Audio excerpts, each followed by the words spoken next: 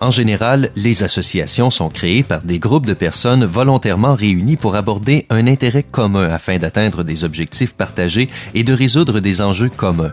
Les associations ne forment qu'un des nombreux sous-groupes du secteur sans but lucratif.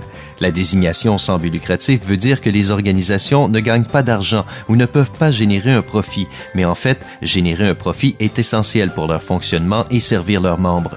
Un organisme sans but lucratif et une entreprise commerciale qui est une organisation à but lucratif diffèrent selon leur champ de concentration et la raison de leurs activités, de même que selon la façon de distribuer l'excédent des revenus. L'objectif principal des entreprises est de générer un profit. De plus, elles ont des propriétaires qui sont des actionnaires qui se partagent les profits sous forme de dividendes.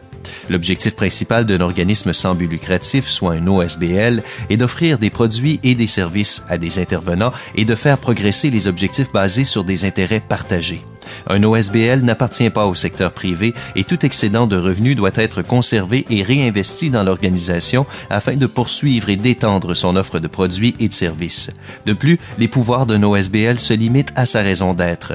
Les organisations qui sont sans but lucratif sont quelquefois connues sous la désignation d'organismes bénévoles sociaux et philanthropiques, d'associations et d'organismes de bienfaisance. Plusieurs OSBL sont des organismes de bienfaisance enregistrés. Habituellement, l'Agence du revenu du Canada peut conférer le statut d'organisme de bienfaisance enregistré, ce qui permet à des organisations de remettre aux donateurs des reçus aux fins d'impôt. Vous pourriez avoir pris connaissance de plusieurs associations et d'autres OSBL. En voici quelques exemples. L'Association dentaire canadienne, une association professionnelle. L'Institut canadien de plomberie et de chauffage, une association commerciale.